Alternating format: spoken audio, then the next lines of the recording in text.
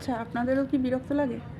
এই যে কতকগুলো মহিলা দেখবেন মাঝবয়সী, কোনো সাজ নেই, গোজ নেই, কোনো জোকস বলা নেই, কোনো কবিতা নেই, গান নেই, নাচ নেই, কোনো প্রতিভা নেই, কোনো রান্নাও হয়তো করছে না, কতকগুলো নাইটি পরে একদম চলে আসছে, হ্যালো গাইস আমার পরিবারে চলে আসুন। বিরক্ত লাগে, তাই না? প্রচণ্ড বিরক্ত লাগে। এদের মধ্যে কোনো প্রতিভাই নেই। এদেরকে কে হয়তো বা কারা বুঝিয়েছে যে এইভাবে নাইটি পরে এসে লাইভ করলে হয়তো ডলার্স ইনকাম করতে পারবে, এই জন্য এরা চলে আসে, তাই না? বলুন, বিরক্ত করতে। এদের জ্বালায় ফেসবুক খোলাই যায় না। কিন্তু এরা একবারও ভেবে দেখে না যে টাকা রোজগার করা এত সহজ নয়। এই যে মেয়েগুলো কী সব মেকআপ ট্রানজ্যাকশান ভিডিও বানায় না, প্রথমে একটা নাইটি পরে আসে, তারপর অনেক সেজে গুজে এসে পোজ দেয়, অনেক কষ্ট করে, অনেক ধৈর্য ধরে করে। তারপরে যারা নাচ গান আবৃত্তি অভিনয় তো করতে পারে, ব্লগ করে, ঠিক আছে, এইভাবে হয় না। ওই মহিলাগুলোর হয়তো নতুন শাড়িও রয়েছে, মেকআপও রয়েছে, হয়তো গায়ে এতটা শক্তি নেই যে সেজে গুজে চলে আসবে। সাজার মতো তাদের আর শক্তি থাকে না। সারাদিন সংসারের কাজ করে না, বিনা পয়সায় গাধার খাটুনি। তারা বোঝে না যে তাদের স্বামী, তাদের সন্তান, তাদের শ্বশুর শাশুড়ি, ধরতে গেলে তাদের বাবা মারাও তাদেরকে কখনোই বাহবা দেয়নি, সুন্দর বলেনি, ইম্পর্টেন্স দেয়নি। তার টাকা পয়সা কামায়নি, তাদের স্কিলই নেই। তারা সমাজে একদম ওপেন প্ল্যাটফর্মে কীভাবে লোকের কাছে বাহবা পাবে, এটা তারা না বুঝেই হয়তো চলে আসে। তাদেরকে বাড়ির লোকই হয়তো ভালোবাসে না, একদম বিনা পয়সার কাজের লোক মনে করে। তাদেরকে বাইরের লোক কীভাবে ভালোবাসবে?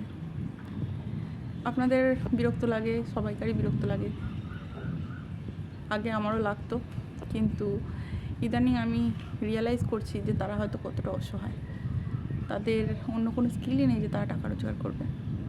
সত্যি কথা বলতে, স্বামীর কাছে 10 টাকা জন্য হাত পেতে দেখুন, সে আপনাকে কত এক্সকিউজ দেবে। যাদের স্বামীরা চাকরি করে তারা প্রথমে বলে আগে ঘরের সমস্ত খরচ হয়ে যাক, তারপর চিন্তা করব। তারপর 10 তারিখ পেরিয়ে 15 তারিখেও 100 টাকা স্ত্রীকে হাত খরচা দেওয়ার দরকার মনে করে না।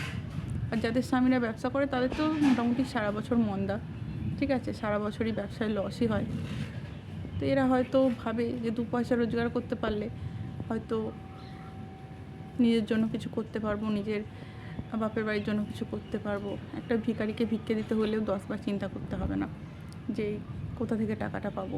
কি একজন শাক বিক্রেতা শাক বিক্রি করতে এসছে, হয়তো 10 টাকাই শাক দিয়ে যাবে এক ঝুড়ি, তার হয়তো অনেক প্রয়োজন, কিন্তু 10 টাকাটা আমি কোথায় পাবো, এটা হয়তো একটা গৃহিণীকে অনেক চিন্তা করতে হয়। আর এদের কোনো ইম্পর্টেন্স কেউ দেয়ই না, এই জন্যে হয়তো এদের রোজগার করার এত প্রচেষ্টা। এরা না জেনে না শুনেই চলে আসে। এদের স্ক্রিপ্ট লেখারও হয়তো সময় থাকে না। আমার মনে হয় যে যারা ভালগারিটি ছড়ায় তাদের ব্যাপারটা আলাদা, তাদেরকে আমি সাপোর্ট করছি না, কিন্তু এই টাইপের যারা করছে আমার মনে হয় তাদেরকে কিছু গঠনমূলক কমেন্ট করা উচিত, বা তাদেরকে ভালোভাবে বুঝিয়ে কমেন্টগুলো দেওয়া উচিত। আমি কিন্তু পুরুষদেরকে এইভাবে স্ট্রাগল করতে দেখি না। একটা মেয়ে যখন টাকার জন্য কষ্ট করে না, তখন কিন্তু সে অনেক কিছুর মধ্যে দিয়ে যায়। বিশেষ করে মেয়েদের আর্থিক কষ্টটা আমি ইদানিংকালে আমি খুব বুঝতে পারছি।